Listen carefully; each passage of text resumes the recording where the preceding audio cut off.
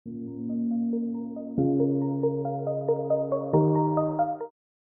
Welcome to my channel डी पास्ट Universe. आज मैं आपके साथ बात करूंगी वृषभ लग्न वालों के लिए अगस्त 2024 का महीना कैसा रहेगा। आपके लिए शुरुआत करूं तो सबसे पहले जो भी महादशा अंतरदशा प्रत्यंतर दशा आपकी जो भी अभी फिलहाल चल रही होगी, उनके जो मालिक होंगे वो कहाँ पे ट्रांजिट कर रहे हैं और जो बड़े ग्रह हैं उनका ट्रांजिट कैसा हो रहा है, ये बहुत ज़रूरी है कि आपकी लाइफ में अब इस महीने में क्या होगा।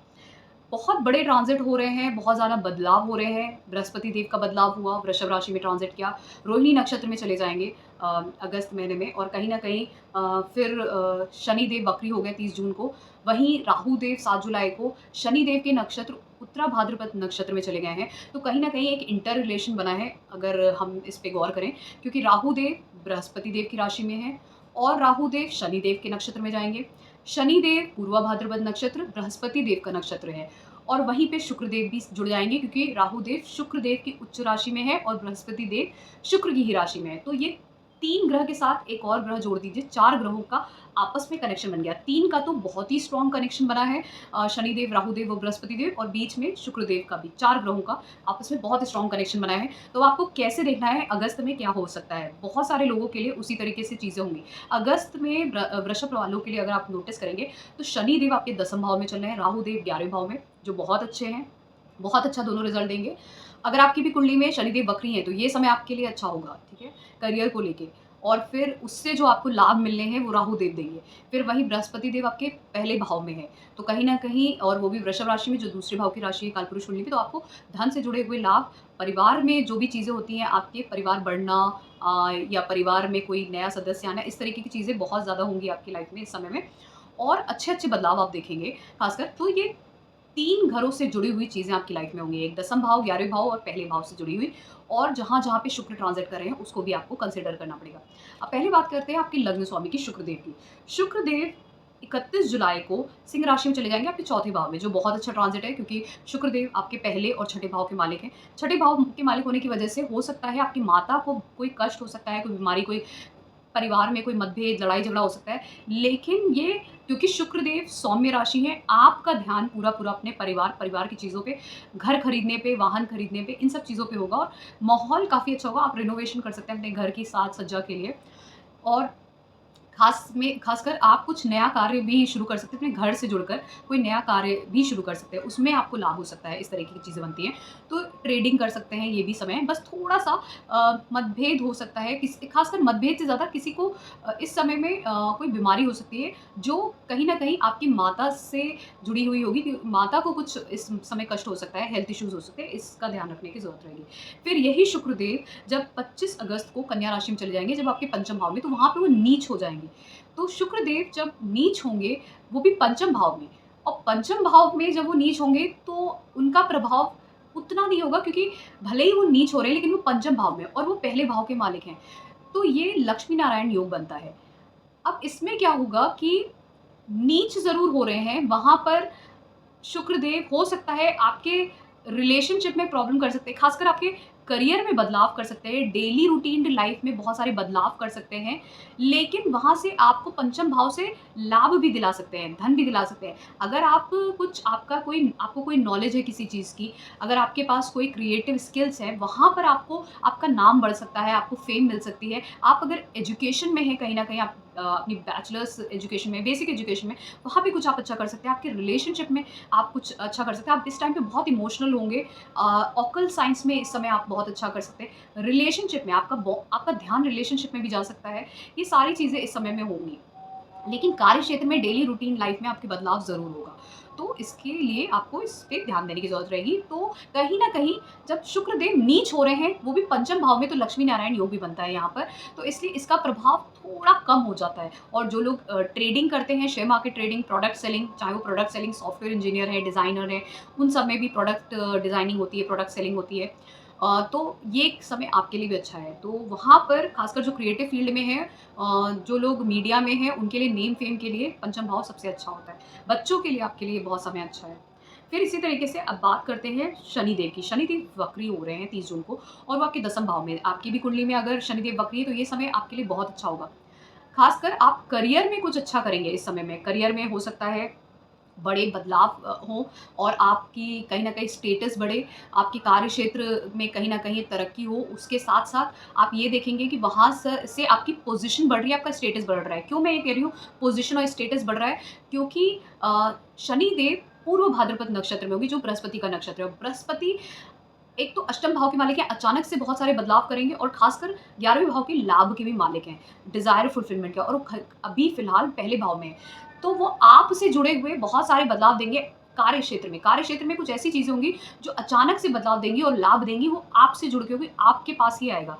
जो कुछ भी आएगा, चाहे वो हर्डल भी आ रही हो, चाहे वो प्रॉब्लम हो करियर में, या फिर जो बदलाव है वो आपकी पोज़ीशन बढ़ा रहे हों, आपके लाभ बढ़ा रहे हों, आपका सोशल नेटवर्क बढ़ा रहे हैं, लेकिन वो सब कुछ आपको ही मिलेगा क्योंकि बृहस्पति देव अभी पहले भाव में, आपके भाव में ट्रांज़िट कर रहे हैं। तो आपके वो माइंड को भी इफ़ेक्ट करेगा, आपकी पर्सनैलिटी को भी इफ़ेक्ट करेगा। और शनिदेव क्योंकि दसम भाव में है, अच्छा-बुरा आपकी कुंडली से पता चलेगा कि वो अच्छा प्रभाव देंगे या बुरा प्रभाव देंगे, लेकिन ज़्यादातर प्रभाव आपको ही मिलेंगे अचानक से, और वो आपके कार्य क्षेत्र से जुड़े हुए होंगे। तो वो अचानक से आपको लाभ भी दिला सकते हैं, जिसकी वजह से आपका मान, पद, प्रतिष्ठा बढ़ सकती है, स्टेटस राइज़ कर सकता है। ये अचानक से वहाँ पर डिफ़िकल्टीज़ भी लेके आ सकते हैं, जिसकी वजह से आपका सोशल नेटवर्क, क्योंकि 11वां भाव है, तो वहाँ पर भी कुछ अचानक से बदलाव हो सकते हैं या वहाँ से भी आपको लाभ मिल सकता है। लेकिन हर्डल्स के बाद, प्रॉब्लम्स के बाद, तो वो जो कुछ भी आएगा वो आप तक ही आएगा।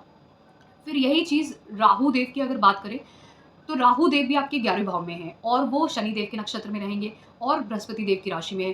तो बृहस्पति देव पहले भाव में हैं और शनि देव दसम भाव में हैं। तो कहीं न कहीं कार्य क्षेत्र से जुड़े हुए ही लाभ वो देंगे और वो आप तक आएँगे। वो कहीं न कहीं आपका स्टेटस बढ़ाएँगे और उससे आपका माइंड भी डेवलप अच्छा करेगा। बहुत ही ज़्यादा इस वक़्त वाइज़, बहुत ही इंटेलिजेंट बातें करेंगे, आपका इंटेलिजेंस बढ़ेगा। आप कहीं न कहीं कुछ नया सीख भी सकते हैं इस समय में, और उसके साथ-साथ आप कहीं न कहीं ये भी देखेंगे आपको कोई नया गुरु भी मिल सकता है बहुत सारे वृषभ वालों को। और इसके साथ-साथ आप कहीं ये भी देखेंगे कि आपके जीवन में बहुत अचानक से बहुत अच्छे बदलाव हो रहे हैं, जिसकी वजह से आपको बहुत अच्छे लाभ भी हो रहे हैं।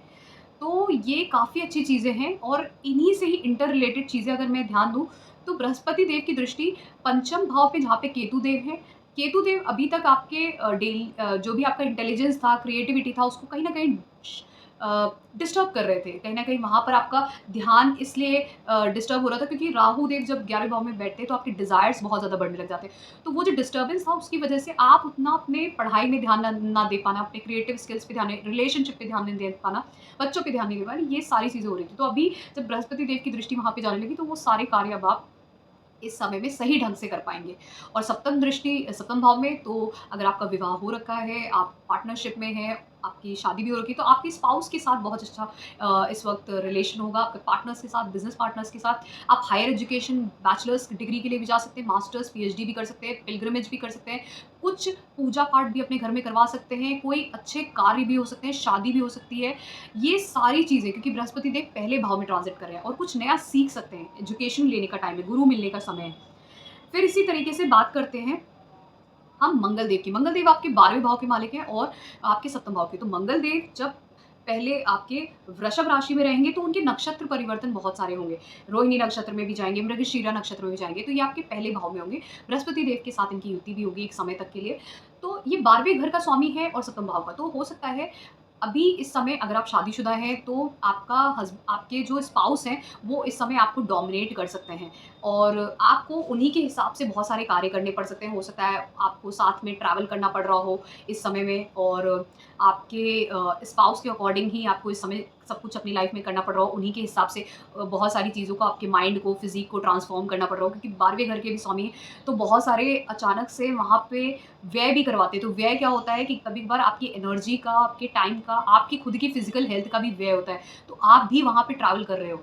तो वो भी स्पाउस की वज़ह से, क्योंकि स्पाउस जो है सप्तम भाव का मालिक आपके पहले भाव में है। तो जब सप्तम भाव का मालिक पहले भाव में जाता है, तो कहीं न कहीं आपका स्पाउस हमेशा डोमिनेट करता है और उसकी वज़ह से ही आपके खुद के स्वभाव में, आपकी माइंड में, आपके फ़िज़िकल हेल्थ में बदलाव आते हैं। इन आपकी जो फ़िज़ीक है, आपका जो कुछ भी आपका खुद का है, यू योरसेल्फ, वहाँ पर बदलाव आते हैं उनकी वज़ह से। तो उनकी वज़ह से आपको ट्रैवल करना पड़ सकता है, ये व्यय भी हो सकते हैं उनकी वज़ह से।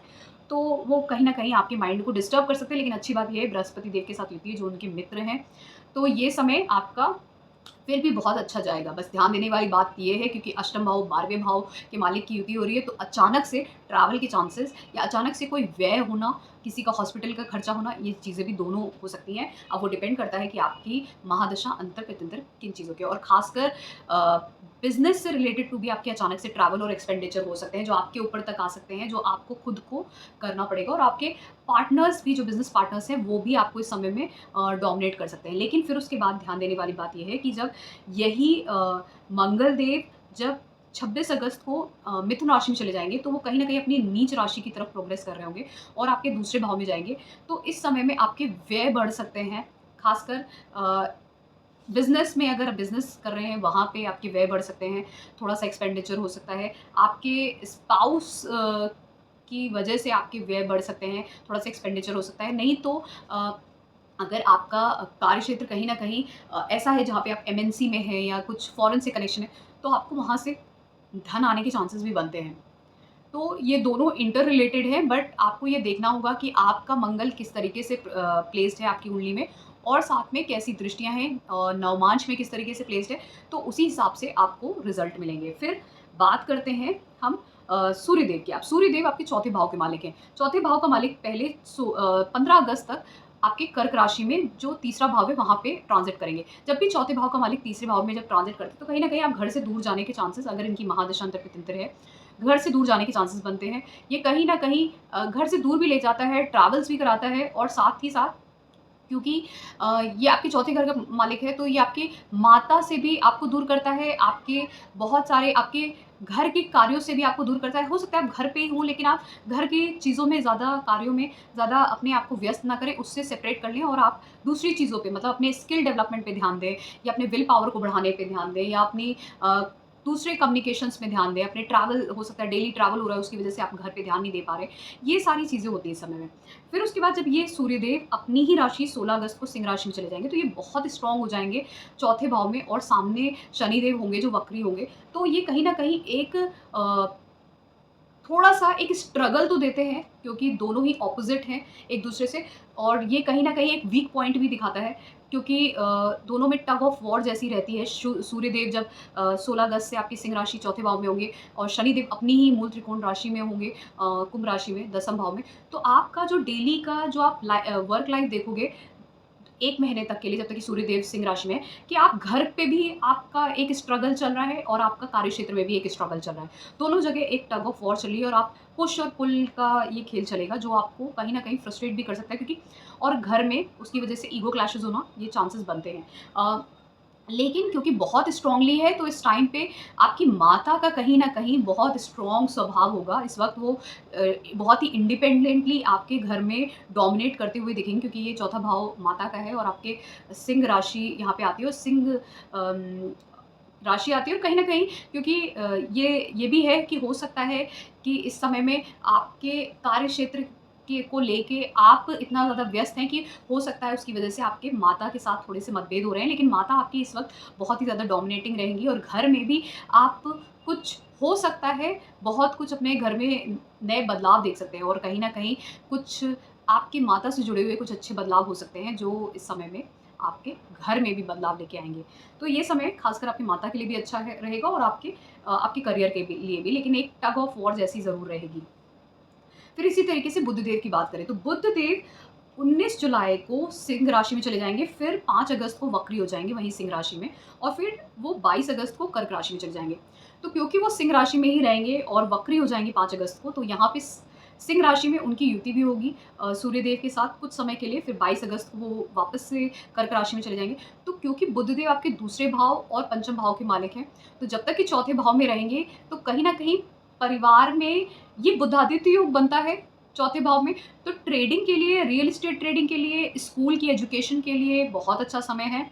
बस परिवार में कुछ ईगो क्लैशेज़ होना, और बच्चों से थोड़ा-सा सेपरेशन होना, उसकी वजह से डिस्टर्बेंस होना, या फिर आपके जो इमोशंस हैं, उनका कहीं न कहीं व्यय होना, क्योंकि पंचम भाव का भी मालिक है, कहीं न कहीं आपकी पोज़ीशन का भी व्यय होना, कहीं न कहीं आपके इंटेलिजेंस का भी व्यय होना कि आप अपनी सही से अपनी बुद्धि का उपयोग नहीं कर पा रहे हैं और इस समय कुछ ऐसा है जो ईगो क्लैशेज़ और आपके बोलने की वज़ह से कुछ मतभेद हो रहे हैं घर के एनवायरनमेंट में, इस तरह की चीज़ें हो सकती हैं। लेकिन ये बुधादित्य क्योंकि चौथे भाव में बन रहा है, तो इसलिए जो स्कूल में है बच्चे, उनके लिए ये समय अच्छा हो सकता है, आपकी ट्रेडिंग के लिए अच्छा हो सकता है, आप कुछ घर से जुड़े हुए बड़े निर्णय ले सकते हैं, उसके लिए अच्छा हो सकता है। लेकिन कहीं न कहीं ये ईगो क्लैशेज़ ज़रूर देगा, खासकर बोलने की वजह से। मतलब ऐसा नहीं है कि बहुत ही फिज़िकल वॉयलेंस या फाइट हो गई, लेकिन एक नॉर्मल मतभेद जो होता है घर में, वो चीज़ हो सकती है।